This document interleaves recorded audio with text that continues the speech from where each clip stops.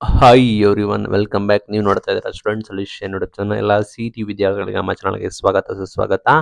ಆ, ನಿಮಗೆ ಕಡಿಮೆ ರ್ಯಾಂಕ್ ಬಂದರೂ ಕೂಡ ಇಂಜಿನಿಯರಿಂಗ್ ಸೀಟ್ನ ಪಡೆದುಕೊಳ್ಳೋದು ಹೇಗೆ, ಈ ಮಾಹಿತಿಗಳು ಕೆಲ ವಿದ್ಯಾರ್ಥಿಗಳಿಗೆ ಗೊತ್ತಿರುತ್ತೆ, ಕೆಲ ವಿದ್ಯಾರ್ಥಿಗಳಿಗೆ ಗೊತ್ತಿರೋದಿಲ್ಲ. ತಿಳಿಸ್ಕೊಡ್ತೀವಿ. ಚಾನಲ್ಗೆ ಸಬ್ಸ್ಕ್ರೈಬ್ ಆಗಿ ವಿಡಿಯೋ ಇಷ್ಟ ಆದರೆ ಲೈಕ್ ಮಾಡಿ. ಮೇನ್ ಥಿಂಗ್ ಗೊತ್ತಿರೋದೇ ಲೋ ರ್ಯಾಂಕ್ ಇರೋ ಕಾಲೇಜುಗಳನ್ನ ನೀವು ಅಡ್ಮಿಷನ್ ಆಗೋದು.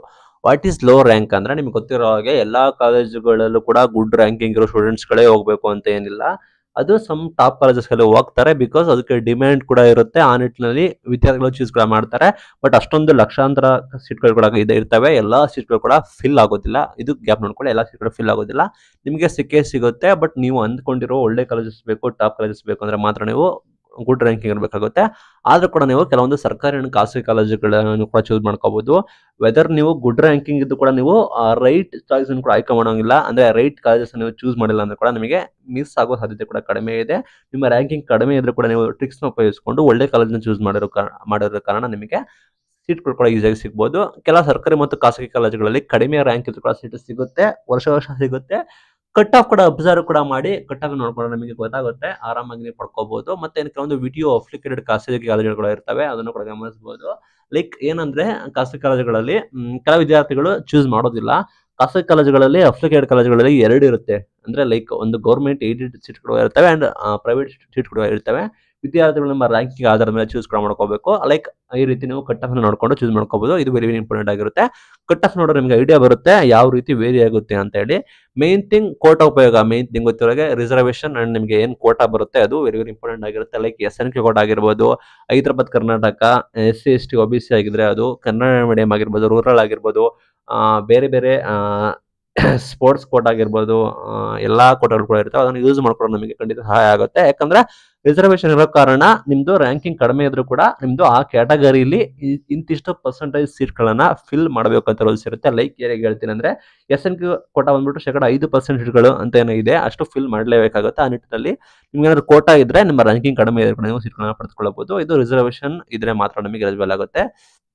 ಮೇನ್ ಥಿಂಗ್ ಏನ್ ಗೊತ್ತಾ, ಇಲ್ಲಿ ಕೌನ್ಸಿಲಿಂಗ್ ಅಲ್ಲಿ ನಿಮಗೆ 3 ರೌಂಡ್ ಇರುತ್ತೆ. Round 1, round 2, mop round. ಆಯ್ತಾ, ಇಲ್ಲಿ ಏನ್ ಮಾಡ್ತಾರೆ ಅಂದ್ರೆ ವಿದ್ಯಾರ್ಥಿಗಳು ಎಲ್ಲ ಆಲ್ಮೋಸ್ಟ್ ರೌಂಡ್ 1, ರೌಂಡ್ 2 ಅಲ್ಲಿ ಆಲ್ಮೋಸ್ಟ್ ಎಲ್ಲರೂ ಕೂಡ ಅಡ್ಮಿಷನ್ ಆಗ್ಬಿಡ್ತಾರೆ. ಯಾರು ಫೈನಲ್ ವರೆಗೂ ಹೋಗುತ್ತಾರೆ. ಫೈನಲ್ ಅಲ್ಲಿ ನಮಗೇನೋ ಸಿಗದೆ ಇರಬಹುದು ಅಂತ ಹೇಳಿ ವಿದ್ಯಾರ್ಥಿಗಳು ಈ ರೀತಿ ಕೂಡ ಮಾಡ್ತಾರೆ. ಬಟ್ ಇಲ್ಲಿ ಮೇನ್ ಥಿಂಗ್ ಏನಂದ್ರೆ ನೀವು ಕೂಡ 3 ರೌಂಡ್ ಕೂಡ ಟ್ರೈ ಮಾಡಿದ್ರೆ, ಅಟ್ಲೀಸ್ಟ್ ನೀವು ಮಾಪ್ ರೌಂಡ್ ಕೂಡ ಟ್ರೈ ಮಾಡಿದ್ರೆ ನೀವು ಆರಾಮಾಗಿ ಸೀಟ್ಗಳನ್ನ ಕೂಡ ಪಡೆದುಕೊಳ್ಳಬಹುದು. ಕಡಿಮೆ ರ್ಯಾಂಕಿಂಗ್ ಆದ್ರೆ ಕೂಡ ನೀವು ಸೀಟ್ಗಳನ್ನ ಕೂಡ ಕಳೆದುಕೊಳ್ಳಬಹುದು. ಫಾರ್ ಎಕ್ಸಾಂಪಲ್, ಇಲ್ಲಿ ಯಾವುದೋ ಒಂದು ಕಾಲೇಜು ಫಸ್ಟ್ ರೌಂಡ್ ಅಲ್ಲಿ 25 ಸಾವಿರ ಕಟ್ ಆಫ್ ಇತ್ತು ಅಂದ್ರೆ ಸೆಕೆಂಡ್ ರೌಂಡ್ ಅದು 30 to 35 ಆಗ್ಬೋದು, ಥರ್ಡ್ ರೌಂಡ್ 50+ ಆಗ್ಬೋದು. ಈ ರೀತಿ ಕ್ರೈಟೀರಿಯಾ ಕೂಡ ಇರುತ್ತೆ, ನೀವು ಚೂಸ್ ಮಾಡ್ಕೋಬೇಕಾಗುತ್ತೆ. ಆ ನಿಟ್ಟಿನಲ್ಲಿ ನೀವು 3 ರೌಂಡ್ ಕೂಡ ಟ್ರೈ ಮಾಡಿದ್ರೆ ಆಗ್ಬೋದು. ಯಾಕಂದ್ರೆ ಫಸ್ಟ್ ಅಂಡ್ ಸೆಕೆಂಡ್ ರೌಂಡ್ ಅಲ್ಲೇ ಮೋಸ್ಟ್ ಆಫ್ ದ ಸ್ಟೂಡೆಂಟ್ಸ್ ಕೂಡ ಹೋಗಿ ಅಡ್ಮಿಷನ್ ಆಗ್ತಾರೆ. ಆ ನಿಟ್ಟಿನಲ್ಲಿ ಗ್ಯಾಪ್ ನೋಡ್ಕೊಳ್ಳಿ. ನಾ ಮೇನ್ ಥಿಂಗ್ 4ನೇದು ಮ್ಯಾನೇಜ್ಮೆಂಟ್ ಕೋಟಾ. ಆಯ್ತಾ, ಮ್ಯಾನೇಜ್ಮೆಂಟ್ ಕೋಟಾಗೆ ರ್ಯಾಂಕ್ ಗಿಂಕ್ ಏನು ಬೇಕಾಗಿಲ್ಲ, ಒಂದು ದುಡ್ಡು ಬೇಕೋ ಅಥವಾ ಇನ್ಫ್ಲೂಯೆನ್ಸ್ ಬೇಕೋ ಅಷ್ಟೇ. ನಿಮ್ದು ರ್ಯಾಂಕಿಂಗ್ ವೆದರ್ ಎಷ್ಟೇ ಆಗಿರಲಿ ಏನೇ ಆಗಿರಲಿ, ನಿಮ್ಗೆ ಯಾವ ಬ್ರಾಂಚಸ್ ಬೇಕಾದ್ರೂ ಪರವಾಗಿಲ್ಲ, ದುಡ್ಡು ಬೇಕಂದ್ರೆ ನೀವು ಮ್ಯಾನೇಜ್ಮೆಂಟ್ ಕೋಟಾಗೆ ಹೋಗ್ಬೋದು. ಬಟ್ ಫೀಸ್ ಹೆಚ್ಚಳ ಇರುತ್ತೆ, ಇದು ರಿಸ್ಕಿ ಇರುತ್ತೆ, ನೋಡಬಹುದು, ಟ್ರೈ ಕೂಡ ಮಾಡಬಹುದು. ನೆಕ್ಸ್ಟ್ ಬಂದ್ಬಿಟ್ಟು ಲ್ಯಾಟರಲ್ ಎಂಟ್ರಿ. ಆಯ್ತಾ, ಅಂದ್ರೆ ಡಿಪ್ಲೊಮಾ ಟು ಇಂಜಿನಿಯರಿಂಗ್ ಹೋಗೋರು ಡೈರೆಕ್ಟ್ ಆಗಿ ಹೋಗ್ಬೋದು, ಕಾಂಪಿಟೇಷನ್ ಕಡಿಮೆ ಇರುತ್ತೆ.